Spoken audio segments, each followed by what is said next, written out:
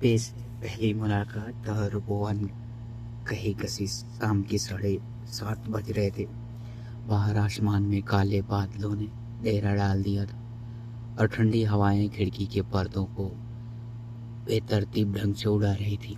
समीर अपने लैपटॉप पर काम कर रहा था, लेकिन उसका ध्यान बार बार घड़ी की सुइयों और बाहर कड़कती बिजली पर जा रहा था।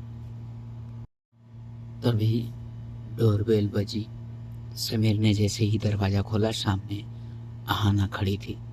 वह पूरी तरह भीग चुकी थी। उसके लंबे काले बाल उसके गोरे चेहरे और गर्दन से चिपके हुए थे।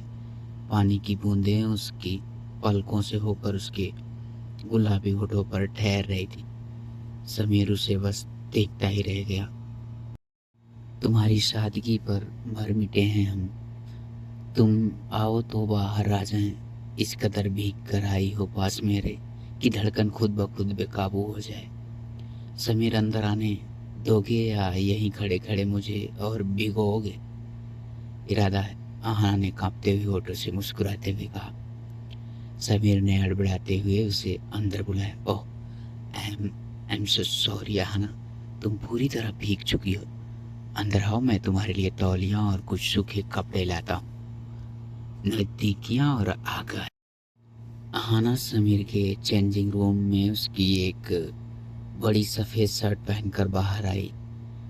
वह शर्ट आहाना के घुटनों तक आ रही थी और उसकी ढीली आस्तीनों से उसकी नाजुक कलाइयाँ बाहर झांक रही थी। उसके बालों से अभी पानी की बूंदें टपक रही थी। समीर सोफे पर बैठा 2 कप गर्मा गर्म कॉफ़ी के साथ उसका इंतज़ार कर रहा था।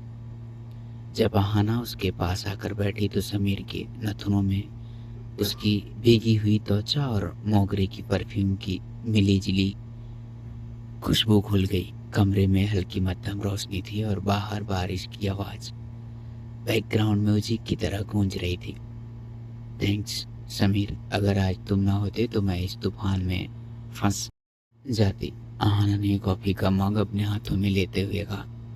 समीर ने उसकी आंखों में देखते हुए कहा, तुम आई हो तो इस मौसम में भी एक अलग सी गर्माहट है, वरना यह रात तो बस काटने को दौड़ती।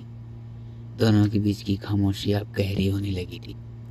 आहाना ने अपनी नजरें झुका दी, लेकिन उसकी धड़कनें तेज हो चुकी थी। समीर धीरे से उसके करीब खिसका। उसने अपना हाथ बढ़ाकर आहाना के चेहरे पर आई एक भीगी लट को उसके कान के पीछे समेटा।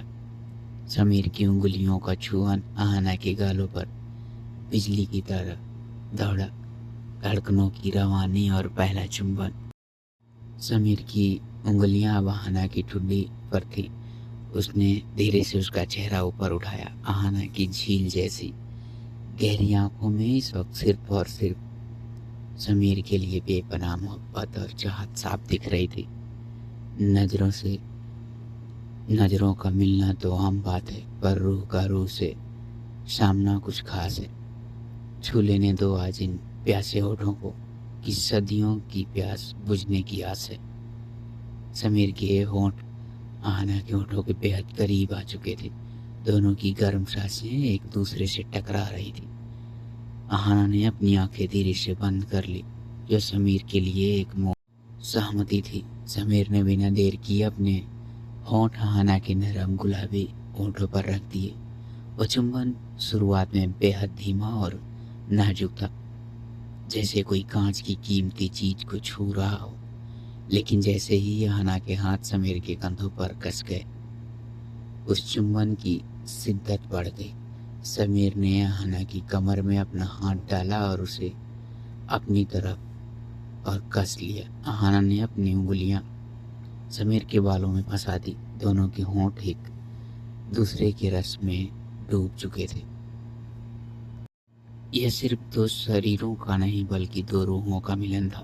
बाहर की दुनिया, बारिश का शोर, सब कुछ जैसे थक गया था। कमरे में सिर्फ उन दोनों की सांसों की आवाज़ गूंज रही थी, रूहानी और जिस्मानी शिद्दत। जब ये दोनों इस गहरे चुंबन से अलग हुए तो दोनों हाँफ रहे थे। आहाना का चेहरा शर्म और चाहत से लाल हो चुका था। समीर ने उसे अपनी बाहों में उठा लिया और धीरे से बेडरूम की तरफ बढ़ा। बेड पर लिटाते ही समीर आहना के ऊपर आ गया। कमरे की मध्यम डिम लाइट में आहना का हुस्न और भी कयामत ढा रहा था। समीर ने आहना के माथे को चूम लिया, फिर उसकी बंद आँखों को और धीरे धीरे नीचे उतरते हुए उसकी गर्दन पर अपने होठों से एक जलती हुई लकीर खींच दी। समीर आहना के मुंह से एक दबी हुई आह निकली। उसने समीर की पीठ को अपने नाखूनों से कसकर पकड़ लिया।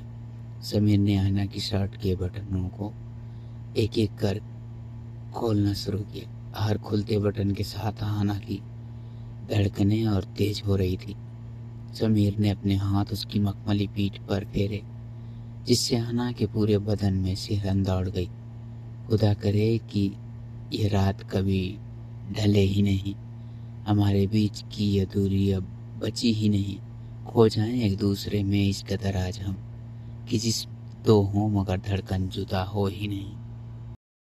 दोनों के बदन से कपड़े धीरे धीरे अलग हो चुके थे। अब उनके बीच कोई पर्दा नहीं था।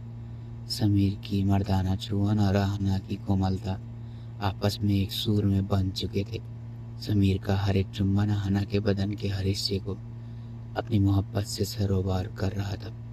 जब समीर पूरी तरह से आहना में समा गया तो आहना ने अपनी आंखें कसकर बंद कर ली और एक मीठे दर्द और बेहता सुकून की लहर उसके पूरे वजूद में दौड़ गई।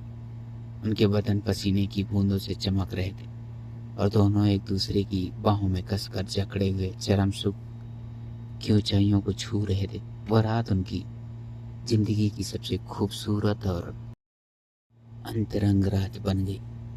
एक नई सुबह, एक नया सवेरा। अगली सुबह जब सूरज की पहली किरण खिड़की के पर्दों को चीरती हुई कमरे में दाखिल हुई तो आहना की आंखें खुली। वह समीर की छाती पर अपना सिर रख के सोई हुई थी। समीर का एक हाथ अभी भी उसकी कमर को थामे हुए था। आहना ने मुस्कुराकर समीर के चेहरे को देखा। वह नींद में भी बेहद मासूम और प्यारा लग रहा था। उसने धीरे से समीर के गाल पर अपने होंठ रख दिए।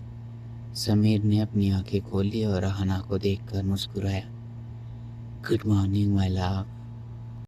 Good morning. आहना ने शर्माते हुए अपना चेहरा उसकी छाती में छुपा लिया। समीर ने उसे और पास खींचते हुए कहा, अब तो पूरी जिंदगी इसी तरह तुम्हारी बाहों में जागना है।